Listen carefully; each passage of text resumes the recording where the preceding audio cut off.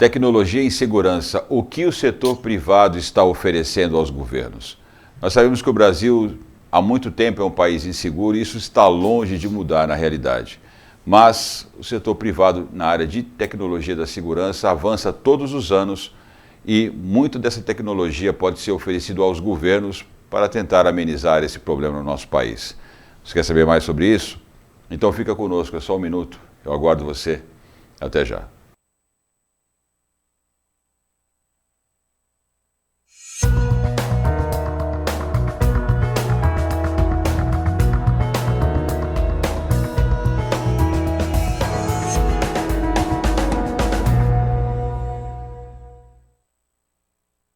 Nasce a Aura Finance, uma holding de investimentos e inovação com o objetivo de reabilitação urbana e econômica. Com a fusão dos mercados imobiliário, financeiro e de inovação, a Aura Finance consegue a segurança e a valorização dos investimentos. A Áurea é um sonho que nasceu unindo duas experiências, inclusive ela é inédita na América Latina, que é misturar o mercado imobiliário, principalmente esses imóveis degradados, com o potencial de reabilitação urbana e valorização, com as startups. Ou seja, a gente pega um patrimônio que tende a se valorizar e pega as startups que têm tendência de valorização exponencial e a gente mistura os dois riscos e retornos. Mas tudo isso começou num sonho, que foi contagiando os sócios e que foi unindo pessoas tão experientes e tão fantásticas a essa causa, esse sonho. Porque ganhar dinheiro é legal, mas ganhar dinheiro impactando o mundo e modificando gerações, transformando o futuro, é muito mais legal. Aura Finance, financiando e inovando ideias transformadoras. Estamos de volta para mais um Protagonismo Regional em Debate, nessa semana no painel de inovação para falar sobre segurança e tecnologia, o que o setor privado está oferecendo aos governos. É por essa razão que nosso estúdio recebe hoje o consultor em sistemas integrados de segurança pública, professor, advogado, Daniel Coelho, nosso amigo já de mais de uma década. Daniel, muito feliz em receber você no estúdio do Protagonismo Cidadão, no nosso programa dessa semana. Seja bem-vindo. A recíproca é verdadeira, França. Muito obrigado pelo convite. Estou à disposição. Vai nos acompanhar nesse debate sobre inovação, curador desse painel, o empresário José Tomás Neto, está conosco mais uma vez. Tomás, seja bem-vindo novamente. É sempre uma honra estar aqui conversando sobre temas tão importantes para a nossa sociedade. O Daniel, um querido, Sérgio, você também é um querido, e hoje o debate vai ser muito bom. Vamos tentar descontrair um assunto um pouquinho denso, mas acho que a gente consegue tirar proveito desse tema. No vídeo conosco está o professor universitário, ex-oficial da Polícia Militar, também empresário, consultor, Jorge Bernardino Tassi Júnior. Jorge Tassi. Tassi, seja bem-vindo na sua participação pelo vídeo, falando de Belo Horizonte. Como vai? Olá, pessoal. Prazer estar aqui no Protagonismo Regional, cidade de Santos, cidade do meu coração. José Tomás Neto, Daniel Coelho, grandes amigos. Muito obrigado, França, pela oportunidade. Estamos aqui à disposição para fustigar sobre esse tema tão importante. Nós três vamos espremer o Daniel Coelho. Daniel, o Brasil é um país, né, por tradição, tem essa imagem de país inseguro, mas isso não é generalizado em todo o país. Mas ainda a gente tem essa sensação, né, as pessoas começaram a ser tomadas pelo medo, muito noticiário de violência. Como é que o setor privado enxerga isso? É um problema, oportunidades? Nós estamos avançando num caminho de melhorias? Dá um panorama do cenário para a gente, para quem está nos acompanhando. Daniel, que tem uma experiência aí, só que eu conheço o Daniel, acho que quase 20 anos trabalhando com isso, né, Daniel? Com certeza, com certeza. A gente pode começar dizendo que a previsão de 2020 para 2021 era que haveria um crescimento no mercado de sistemas eletrônicos de segurança de 13%. Superou, foi 14%. Mais de 90 milhões de reais que foram capitaneados em detrimento do segmento de sistemas eletrônicos de segurança. A previsão para 2022 é 18%. Então, sinto muito os outros mercados, mas o nosso está em franco crescimento. Então, nós temos realmente muito a somar com o poder público em detrimento da tecnologia disponível e disponível no Brasil, né? Hoje nós temos não só a mesma tecnologia que tem no mundo, nós temos aqui, né? E principalmente em Santos. O que nós temos, por exemplo, de vídeo monitoramento a nível mundial, nós já temos aqui em Santos, né? Isso já há alguns anos, inclusive. Então, com relação a essa visão, nós temos muito a somar e temos somado efetivamente com o poder público nesse quesito. Essa conta que estão fazendo hoje com a Bolsa de Valores de São Paulo, né, batendo todos os recordes, estão dizendo que nós estamos aí a principal bolsa, quando a gente fala em termos de comércio internacional, superávit, acho que foram 1 bilhão entrando por ano, 1 bilhão de dólares entrando no Brasil por ano, ajudou a fazer, né, a baixar essa cotação do dólar. Isso também está refletido no mercado de segurança? Tem algum paralelo ou são assuntos desconexos, Daniel? Não, totalmente conexo, né? Quando a gente fala em balança, né, comercial do Brasil, a gente começa a validar que de fato faz sentido e obviamente quanto mais nós temos um mercado pujante que nós estamos visto, né, mesmo a nível mundial, né, o Brasil tem realmente despontado, com todos os senões nós temos despontados, mesmo em face da pandemia. Então isso só tem o que, de alguma forma, somar a esse nosso momento, que de fato é um excelente momento. Em todos os anos, o mercado de sistemas eletrônicos de segurança tem crescido além da média, né? Eu chego de brincar às vezes, falo, você quer investir em algo, invista em sistemas eletrônicos de segurança. Ele tem crescido de uma forma sustentável há muitos anos, né? Desde que eu entendo, né, no mercado de sistemas eletrônicos de segurança, esse crescimento não tem realmente demonstrado qualquer problema. Nas minhas conversas com o Daniel, Tomás, o que eu percebia sempre era um interesse muito grande no Brasil, seja empresas da Ásia, Europa, Estados Unidos, sempre um olhar diferenciado para o Brasil. E é interessante porque a gente que está aqui dentro olha com um certo desdém para isso, né? Um mercado olhado para quem está de fora, um mercado, uma fatia muito interessante. Mas você está na área de startups, na área de inovação, né? Como é que você vê tudo isso daí, antes de você encaminhar as suas perguntas para o Daniel? Vamos lá. Antes de mais nada, eu entendo que as startups também estão entrando no mundo de segurança. Vi a Gabriel, uma startup que está recebendo recorrentes investimentos de altíssimo valor. E essa demanda, esse crescimento acontece porque nós temos hoje um índice de violência ainda muito perceptível, um senso de segurança muito no Brasil. Esse não é nem meu lugar de fala, vou passar essa fala para o Daniel, mas eu percebo que a tecnologia vira um aliado para aumentar essa sensação de segurança, para que tenha uma resposta cada vez mais rápida e efetiva, que você não necessariamente precisa escalar o número de contingente acompanhando e monitorando e crescendo, ou seja, esse custo ele deixa de ser exponencial, mas a assertividade se torna exponencial.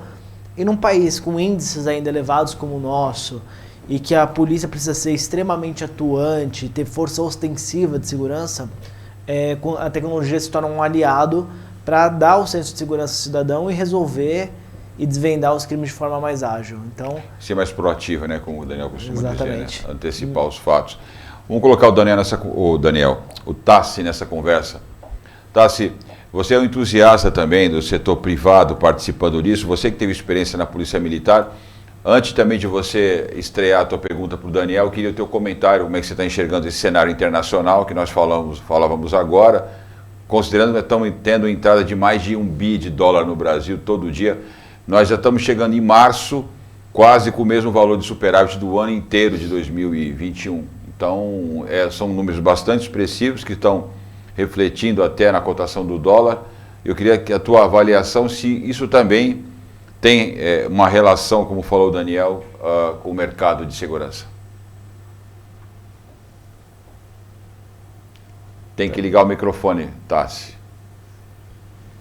Bom, pessoal, eu vejo com a segurança eletrônica de uma forma absolutamente essencial dentro da nossa realidade, até porque nós somos um país que efetivamente temos uma trajetória histórica muito enraizada dentro de processos de repressão. A repressão ao crime sempre foi a bola da vez dentro das estruturas de políticas públicas de segurança, e a partir de um determinado momento, nos últimos 10 anos aqui, nós temos exatamente uma mudança, 10, 15 anos, nós temos uma mudança efetiva na visão do próprio Estado em relação à questão de segurança. Nós percebemos uma questão de ordem econômica muito simples. Prevenir é muito mais barato do que reprimir e, principalmente, do que colher exatamente os prejuízos da ação de repressão, porque a ação de repressão sempre acarreta em custos absolutamente imensuráveis para o Estado. São vidas perdidas, são danos patrimoniais de toda a ordem, é um custeio enorme de você constituir, criar prisões, aplicar punição penal, gerar exatamente uma cadeia de ações que efetivamente vai trazer prejuízo para todos nesse sentido.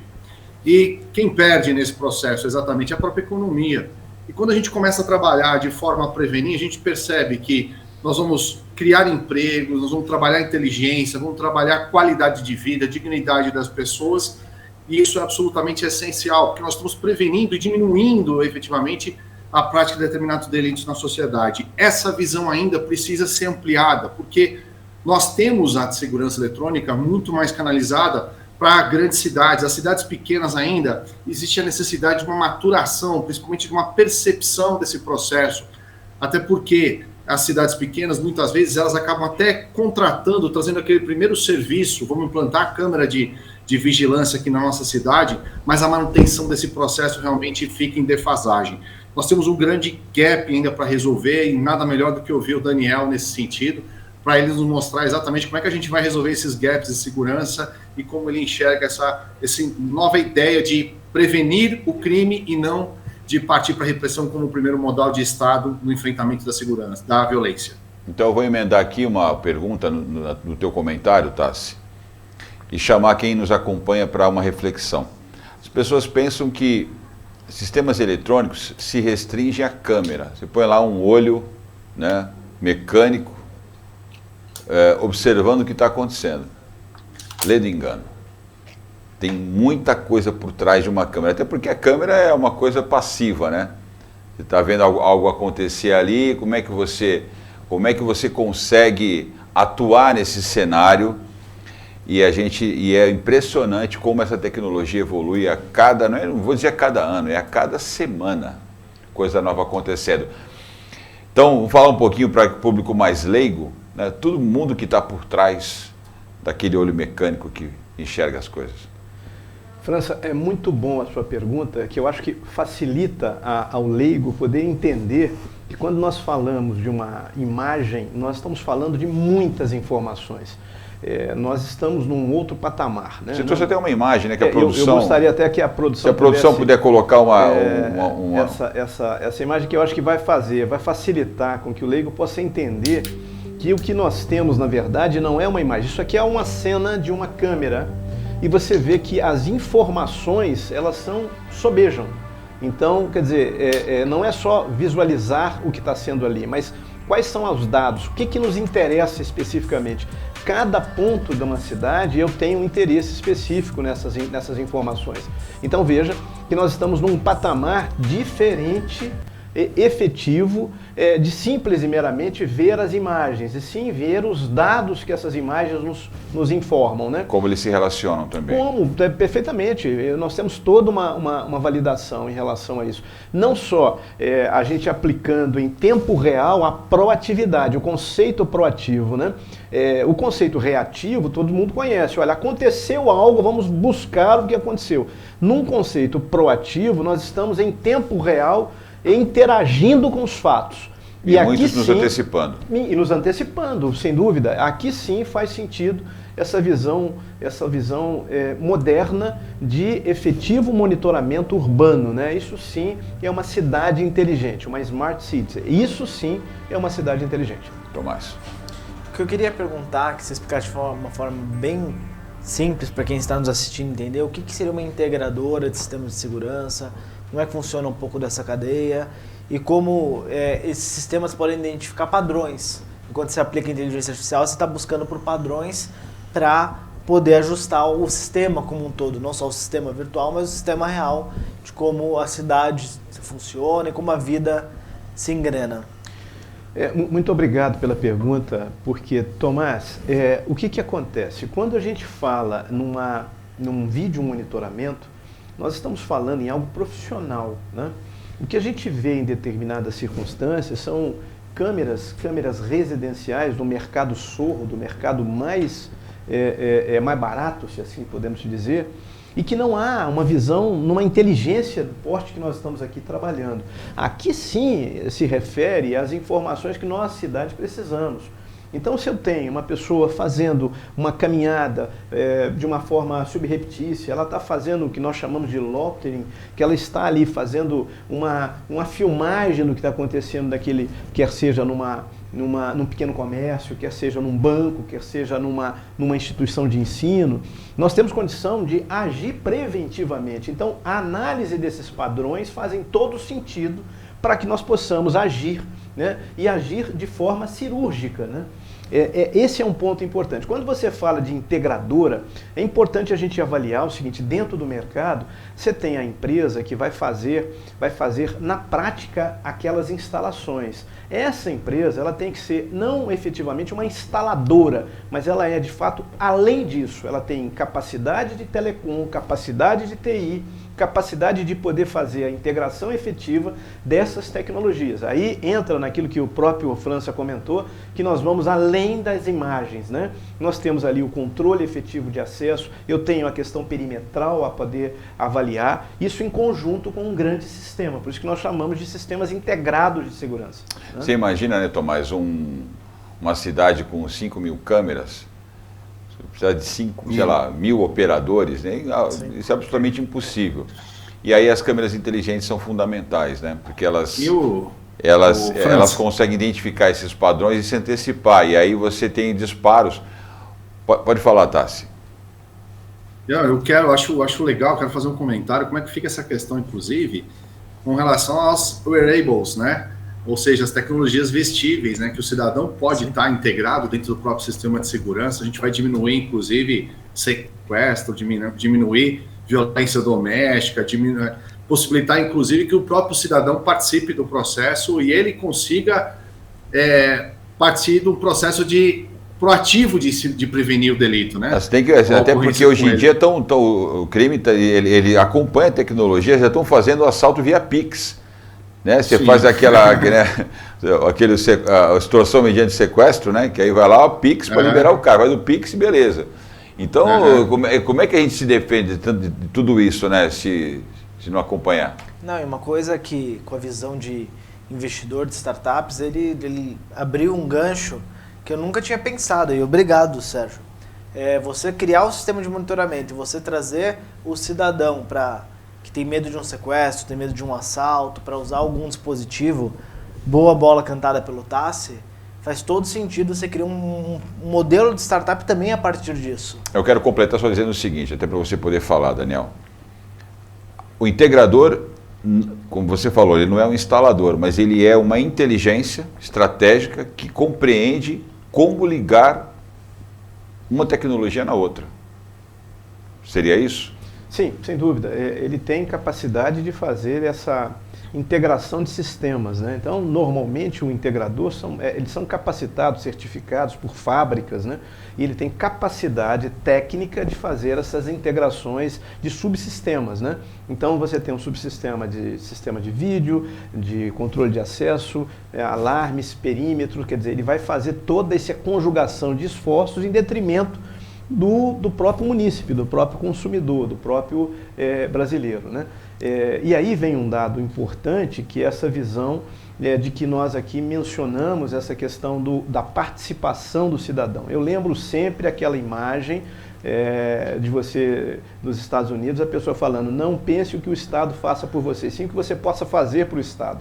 Então, nessa linha de raciocínio, que é uma linha de raciocínio altiva e necessária, eu criei uma frase que faz um sentido muito grande, que seria o quê? Segurança é uma construção eterna e plural. Então, todos têm que participar, de fato, dessa construção. Por que construção? Porque ela é eterna, ela nunca está acabada, eu tenho sempre que aprimorar essa segurança. Então é muito... Desde que o homem se defendia com lança. Desde que ele se defendia com um tacape, com um pedaço de pau. Né? Então, veja lá os senhores. Então é muito fácil apontar a vários dedos, né? O que seja, apontar o dedo para o poder público, eu digo poder público, porque depois do SUSP, nós temos aí a polícia, ela é a polícia, a guarda civil, é a polícia civil, é a própria polícia militar, é toda essa estrutura unificada em prol do cidadão. Eu valido que não adianta apontar o dedo para o poder público, falar que a polícia não faz, deixa de fazer. Você está envolvido, você também tem que fazer, você faz parte desse ecossistema, né? Então a importância de que o cidadão participe efetivamente dessa construção de segurança. E daí vem essa questão de você transformar aquilo que a gente tem que buscar inspiração no terrorismo, né? É impactante o que eu estou falando aqui nesse momento, porque o terrorismo parte da premissa de células, né? Então, várias células eu crio um tecido, e um tecido forte. Então, mais do que nunca, a necessidade de você fazer com que o cidadão participe efetivamente dessas ações. E é importante, você tem aí o meu ilustre amigo Coronel Telmo, quando ele escreveu ano passado a própria estrutura de vizinhança solidária, faz um sentido muito grande para isso, né? Ele faz parte dessa estrutura. Gente, não adianta você investir 1 milhão, 2 milhões, 3 milhões, 10 milhões de dólares em tecnologia se você não tem a população em conjunto com você. E quando você fala dessa visão de a vizinhança solidária, você une esforços. Olha, o que é aquilo que está acontecendo ali? Está uma coisa estranha, isso nunca acontece aqui, então vamos atuar isso. Liga para o 190, avisa o 190. Quer dizer, há uma participação, você fazer com que haja uma conjugação de esforços. Isso é muito importante. Eu queria emendar numa... Protagonismo cidadão, né? É isso aí.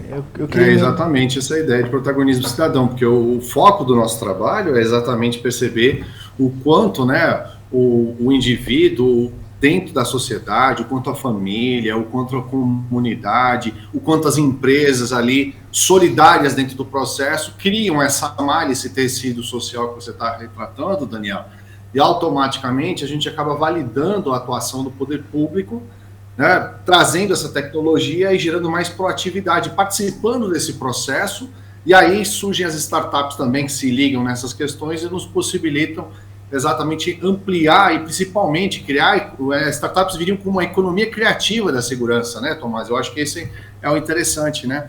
E vai acabar gerando mais inovação dentro do processo. Não, eu queria até fazer uma pergunta, né, misturando nessa salada um pouco mais. Assim como a gente teve vizinhança solidária, o que você acha, se é possível ou não, alimentar uma inteligência artificial a partir de padrões de crime, padrões pré-estabelecidos, para que as câmeras possam também identificar de forma solidária entre si a mistura desses padrões e identificar um incidente, um acidente, um Você crime. antecipar eles, né? Exatamente. Tomás, isso é muito importante, porque hoje a câmera, ela aprende aquilo que eu quero que ela aprenda, né? Então, o Deep Learning é algo natural nessas câmeras que traz essas altíssimas tecnologias. Daí me faz lembrar, por exemplo, SAST, uma startup criada em 2018 na Alemanha, por uma empresa alemã, inclusive, que traz justamente uma plataforma, um ecossistema para as câmeras de segurança.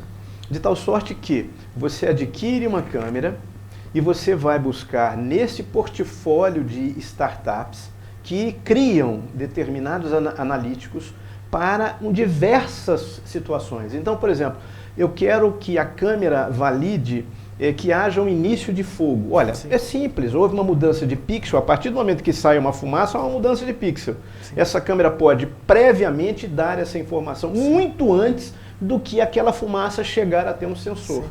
Então veja, essa possibilidade nessa estrutura, nessa plataforma, você tem ali, como você tem dentro dos nossos ilustres smartphones, você vai poder buscar dentro dessa loja, você busca quais são aquelas informações inteligentes para você colocar na sua câmera. Sim. Porque a câmera que está na praça, ela tem que ter determinados analíticos. A câmera que está na rua, outros analíticos. A câmera que está, de repente, numa estrutura de uma escola, outros analíticos. Sim. Então, isso é perfeitamente possível e traz esse ganho para você atuar de uma forma específica. Então você, além disso, você tem aí determinadas câmeras que fazem a combinação desses analíticos. Isso é muito importante, porque daí sim dá para você estabelecer esses padrões. Sim. E ao somar essas informações, dizer, olha, aqui tem uma existência de crime. Veja, nós voltamos a avaliar algo antes do acontecimento. Sim. E daí você faz com que haja, veja,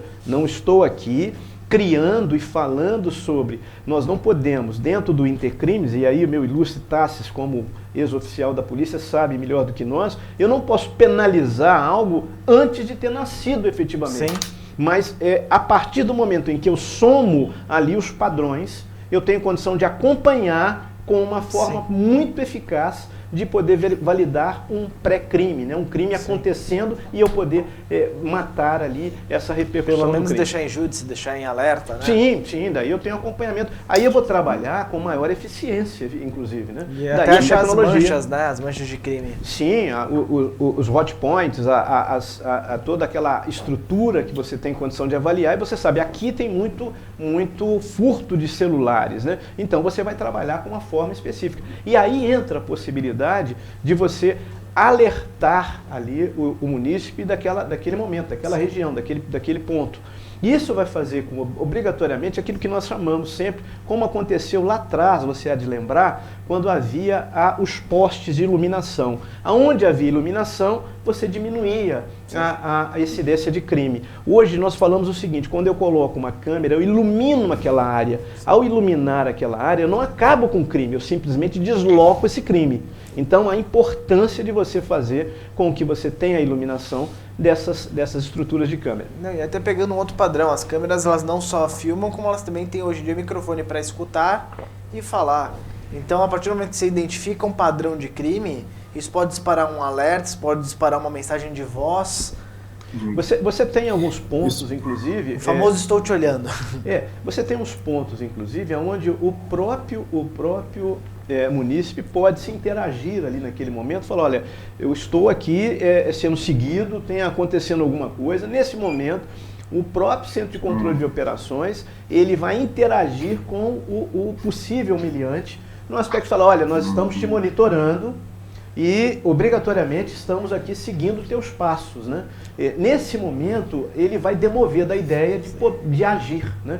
Agora, o mais importante que nós não podemos... Dá uma travada boa, né? Sem dúvida alguma. Nós não podemos esquecer algo, por exemplo, lá na minha cidade, lá em Belo Horizonte, onde o Tassi está nesse momento, o que aconteceu em determinado momento? Na febre de câmeras para monitoramento público, instalaram determinada câmera na região da Praça 7, viu, Tassi? E o que aconteceu? Uma senhora foi buscar lá o salário, né? E ao sair ela foi furtada. Ela falou, não tem problema, a imagem aqui tem todas as informações. A câmera estava inoperante.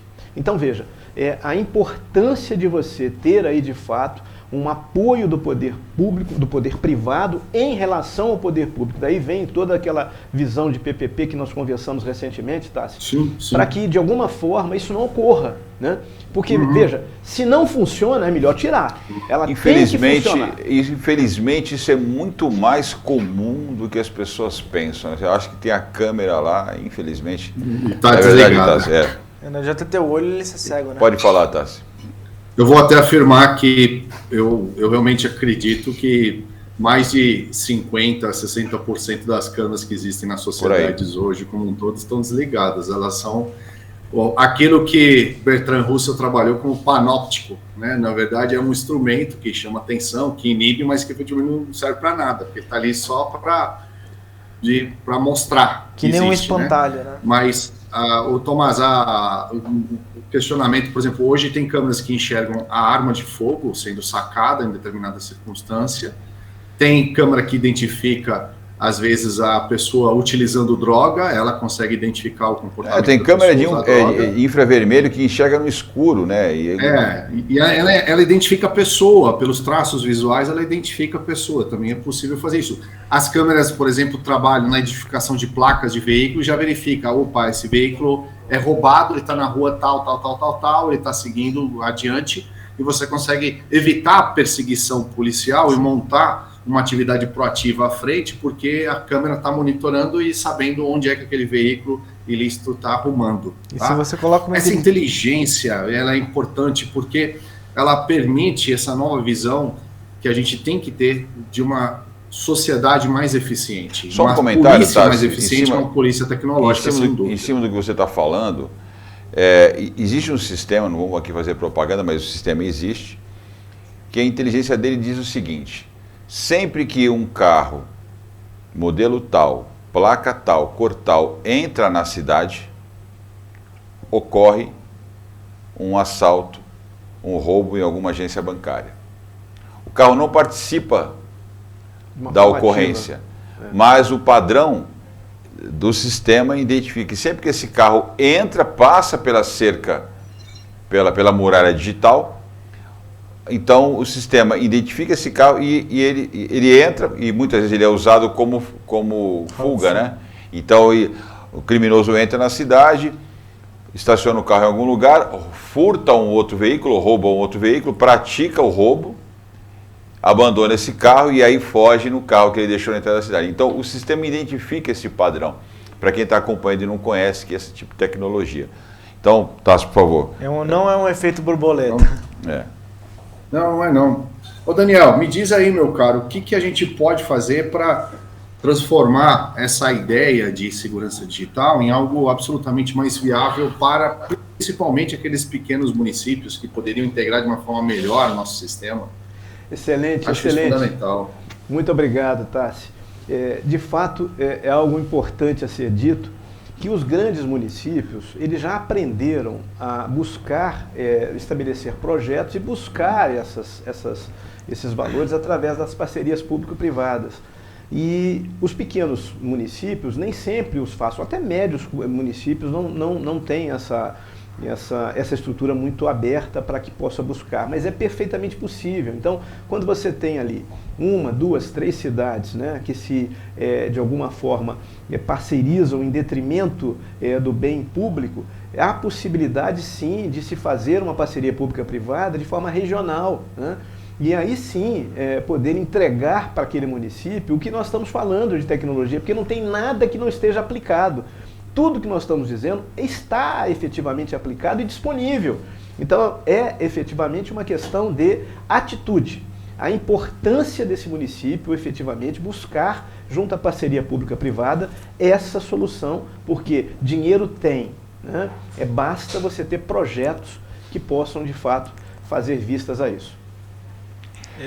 Tem experiências em condomínios, grandes condomínios no interior do estado de São Paulo, né, condomínios luxuosos que acho que servem como parâmetro para a gente entender o que o setor privado pode contribuir com a segurança pública, né? Você não quer comentar um pouco a respeito disso? Como não, França? Até para poder levar em consideração a ISO que já existe para cidades e comunidades que devem de fato ser sustentáveis e inteligentes. Então, quando eu trato, por exemplo, uma determinada comunidade como um mega condomínio, por exemplo, você o trata como uma pequena cidade. Eu estou falando, por exemplo, de um mega condomínio na região de Barueri, de Alphaville, que tem nada mais, nada menos que 25 torres, 2.025 unidades, um turnover de pessoas de 10.000 pessoas dia, né? Então você trata esse bairro, né, que basicamente é um bairro de uma cidade, efetivamente como uma cidade. Aplica nesse bairro todos os conceitos para se poder ter ali uma visão de uma cidade, de uma comunidade sustentável e inteligente. 70% das cidades do estado de São Paulo tem menos de 10 mil habitantes. Para você ver como é que são as coisas, para você ver como é que são o impacto. E dali é interessante porque você vai aplicar tecnologias e tecnologias, Tomás, inovadoras. Por exemplo, na área perimetral, por exemplo, desse condomínio, que pode ser feito isso num quartel, tá? Pode ser feito isso num ambiente hospitalar, pode ser feito isso num condomínio corporativo e de galpões, nós instalamos, anotamos, fizemos todo o projeto com fibra ótica em torno desse condomínio, fibra ótica essa, criada de forma inovadora no Brasil, que nasceu efetivamente aqui com o apoio do CNPq aqui de Campinas, e obrigatoriamente faz com que esse vidro, né, porque dentro de uma fibra ótica tem um vidro, né, esse vidro ele faça ali a validação de assinaturas auditivas. Então ele sabe o que é bater o martelo no muro, ele sabe o que é escalar um muro, ele sabe o que é cavar um muro, ele sabe o que é passos de pessoas, e isso faz um sentido totalmente inovador, porque é uma estrutura nacional, né? E mais, você veja, na própria 8666, isso é uma exceção à regra, então eu não preciso nem de fazer uma licitação. Por quê? Porque é algo inovador, não existe igual, né? Então isso tem um sentido especial, e eu fiz questão de fazer essa implantação no projeto porque é algo nacional, né? Então é muito importante, Tomás, essa visão de trabalhar inovação, né? Isso é algo que nós não podemos tirar do radar. Perfeito. Você está tocando reabilitação urbana lá, eu acho que eu até perguntei para a gente poder fazer esse paralelo, né, no que é a segurança privada pode contribuir com a segurança pública. Não, eu até queria dar um exemplo no próprio Centro de Santos, um case peculiar e que significa que às vezes a força pública precisa da ajuda do privado, e quando você maximiza isso, ajuda ainda mais. No meu escritório, uma vez eu recebi um agente da Polícia Federal que perguntou quem que é o proprietário do imóvel. Você pega um agente fardado e fala assim, meu Deus, o japonês deve estar lá embaixo me esperando. Ele estava precisando das câmeras do prédio para visualizar um carro que estava suspeito de tráfico internacional de drogas. Então ele foi necessário acessar o nosso sistema de segurança para poder fornecer para a Polícia Federal. Então quando você fala dessa integração, o público e o privado precisam dar as mãos, e quando você coíbe um tráfico internacional, você está desarticulando uma série de processos. Você está desarticulando o tráfico dentro da cidade, o tráfico nacional e os crimes de menor porte. Então, você desarticula o tráfico. Tomás, tem alguns cases aqui em vários lugares no Brasil, não é? Se eu fosse citar uma cidade, eu estaria sendo injusto com outras, por exemplo, de cooperação do público-privado. Então, vamos lá, vamos pegar uma grande avenida comercial e os empresários, os proprietários dos comércios, eles se unem, eles adquirem efetivamente lá as câmeras de vídeo, né, e fazem a doação junto exatamente aos órgãos de segurança pública, junto à própria prefeitura, para ser integrado pela instituição que faz exatamente esse processamento, para o centro de operações poder coordenar esses trabalhos. Obviamente que esse tipo de doação tem que atender a determinados padrões, né? Não é qualquer coisa que a gente pode fazer a doação para fazer essa integração, e aí automaticamente você acaba ampliando a rede nesse sentido e atendendo a demanda daquela comunidade que às vezes está se sentindo abandonada pelo poder público dessa forma. E isso faz com que você acabe incrementando o próprio investimento público a partir exatamente do interesse privado que está atuando e está fazendo e está expandindo exatamente essa malha, como a gente estava discutindo agora há pouco. Então, investimento, eu digo uma coisa muito séria em relação à questão de investimento no âmbito da nossa sociedade.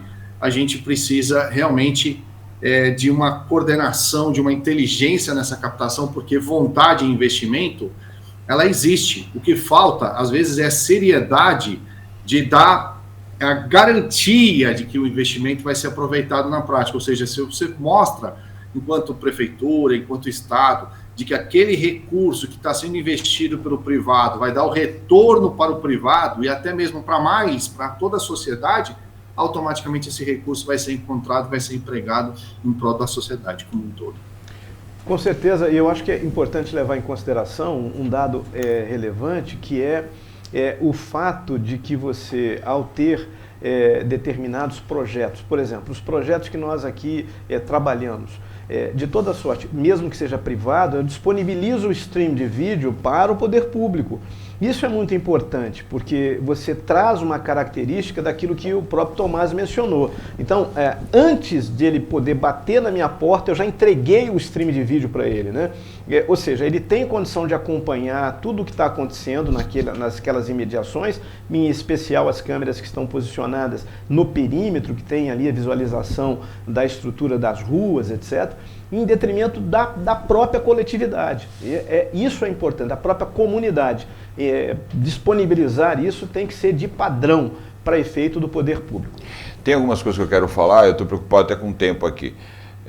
Eu quero falar ainda sobre como é que a gente modela os negócios, de onde vem o dinheiro, como é que se remunera as partes envolvidas. Mas antes de entrar em tudo isso, eu queria pedir o teu comentário para uma outra questão.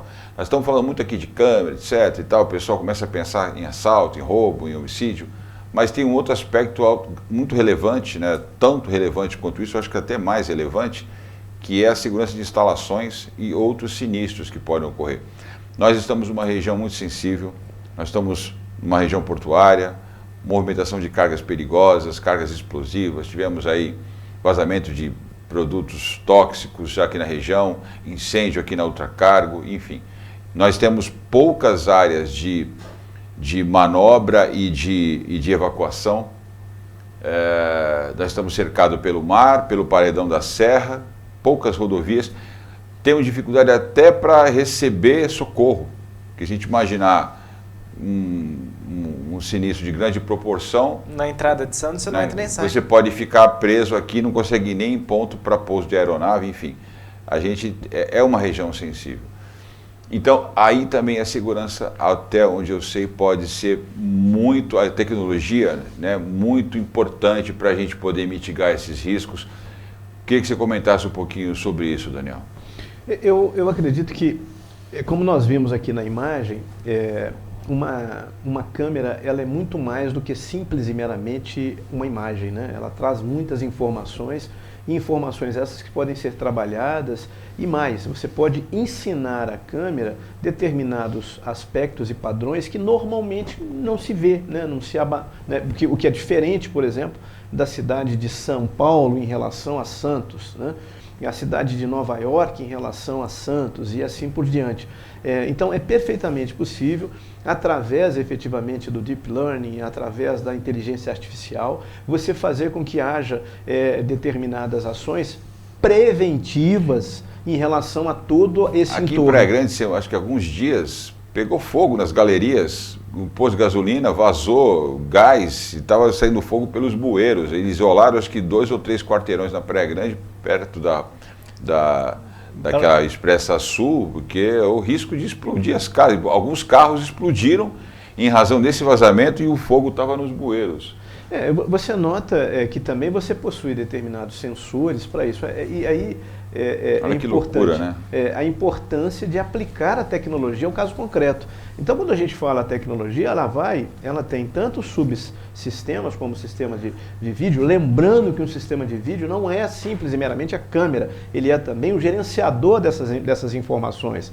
Esse gerenciador de vídeo, ele tem que ser poderoso o suficiente para o crescimento de uma estrutura, né? É muito comum, eu lembro sempre quando eu sentava com um ente público e conversávamos a respeito, a primeira coisa que eu tinha era, aonde o senhor quer chegar? Porque nós podemos começar, como foi em Campinas, por exemplo, começamos lá com 17 câmeras, né? E você viu que aquilo ali tomou um rumo absurdo. É possível, por exemplo, monitorar a entrada e saída de cargas perigosas numa região como a nossa, que tem uma circulação gigantesca de cargas perigosas? Sem dúvida alguma. E aí inclusive, você tem não só a questão de monitoramento efetivo da estrutura do próprio veículo, da própria estrutura ser aí monitorada em tempo real, né, como é feito em toda a estrutura de rastreabilidade, onde você faz o rastreio desse veículo, né? E ali sim, você tem condição de validar se tem algum vazamento, se não tem vazamento, você consegue trazer essas informações em tempo real. E olha só, nós estamos já a passos largos com a 5G. O 5G estando em funcionamento, nós vamos ter isso aí de uma forma muito mais efetiva, até por conta da internet das coisas. Nós vamos ter essas informações em tempo real e vamos poder trabalhar isso em conjunto com as demais informações. Tomás. Sérgio, primeiro eu queria agradecer pelo pesadelo que você vai me causar essa noite, de saber que a cidade pode explodir, eu morrer junto. Muito obrigado. Que tem uma cava aquática também que se der problema a gente também morre. Mas para isso tem soluções. Após essa calma que você me passou, segurança e prevenção, como o senhor mesmo falou, e o Tasso também. Eu queria entender num cenário de caos, como a segurança, né, que é o planejamento de segurança, planejamento de evacuação, como isso é feito e como isso chega até o munícipe. Porque a gente viu na guerra da Ucrânia as estradas da Ucrânia e da Rússia, as estradas lotadas, os postos cheios e todo mundo correndo, como é que eu saio daqui? Como é que isso ocorre, como é que isso chega até o cidadão para não ser um salve-se quem puder?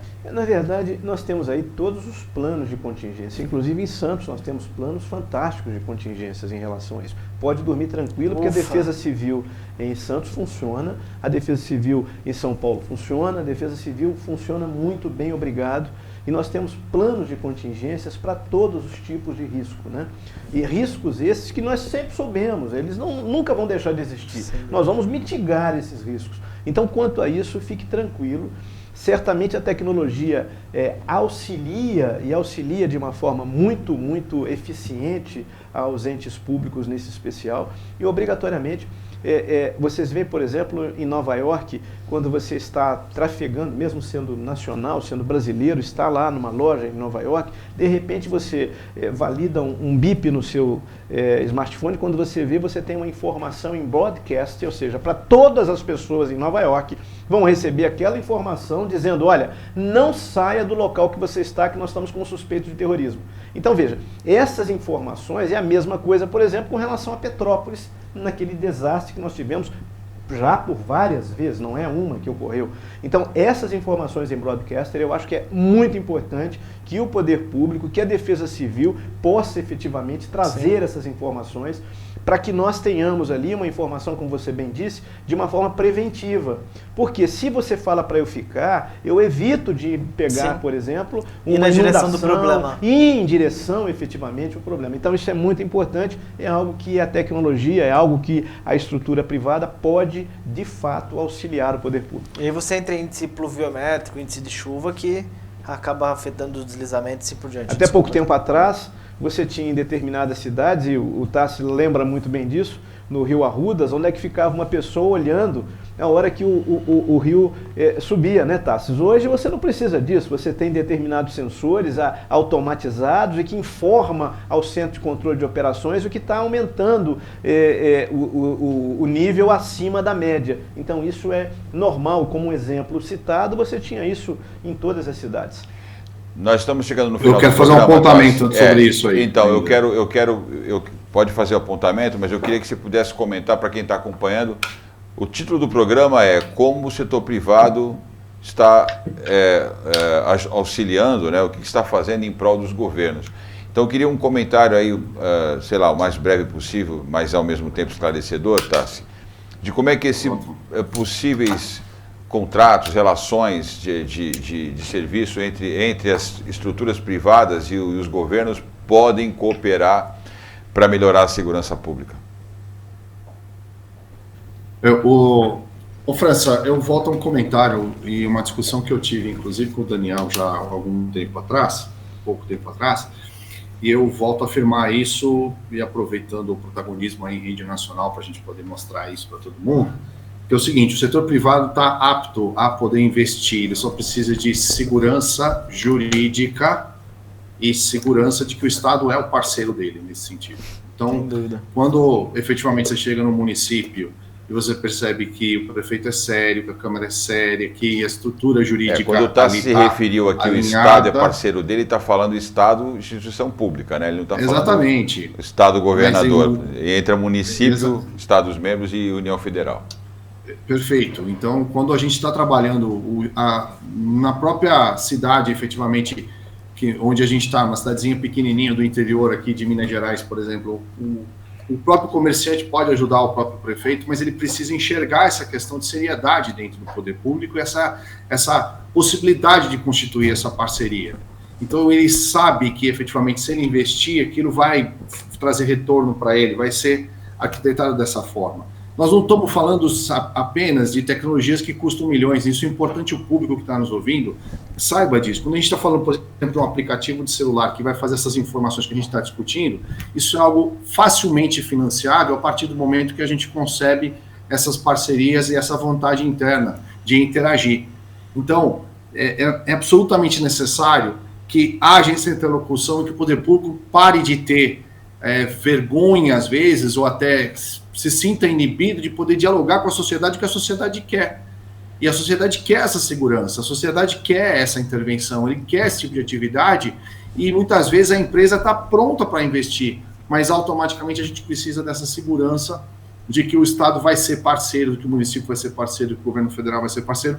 Fazer parceria com o governo federal é mais fácil, né? Fazer parceria com o governo estadual, com grandes cidades como Santos, é mais fácil. O difícil é realmente a gente chegar, às vezes, na cidade pequena, onde a gente pensa que está em outro mundo. Mas não é necessário isso. Isso diz respeito à necessidade de buscarmos políticos melhores e podermos trabalhar exatamente essa nova visão de gestão pública, interagindo com o privado. Como é que está o mercado aí? Eles estão atentos para isso, Tomás? A gente está chegando no final aí. Está vendo? Você acha que há uma dinâmica favorável para esse tipo de investimento? Olha, eu acredito que o privado, ele quer que o senso de segurança chegue, porque isso valoriza o seu próprio investimento. Seja a segurança do supermercado, seja de um condomínio, seja de um prédio. A segurança, ele é um valor intangível e inerente a qualquer negócio. Lógico que, como o Tassi bem disse, ainda mais no Brasil, não é todo lugar que a gente tromba com um prefeito sério e com a Câmara séria. Infelizmente, isso é uma exceção, não uma regra. Mas eu não tenho dúvida de que entendo segurança jurídica, entendo um poder legislativo e executivo competente, um regramento jurídico para que essa parceria ocorra de forma saudável, o mercado tem interesse em investir. Até porque, como eu disse, você deu um exemplo lá da tecnologia vestível, eu achei uma puta ideia com uma baita aplicação. Só precisa de garantia de que isso não vai virar invasão de privacidade, direito de imagem. Então, é muito importante ter o apoio do Estado e de todas as instituições, em todas as suas esferas, para que a tecnologia jogue a favor e não seja inibida. Por exemplo, tem um case maravilhoso, um dos condomínios que eu já morei, não queriam colocar as câmeras no elevador, porque as pessoas se arrumam no elevador. Isso é um absurdo, porque no elevador também é um mecanismo de subida e acesso aos andares pertinentes para crime, etc. Então, o cidadão também precisa se conscientizar de que a segurança está ao favor dele e não contra.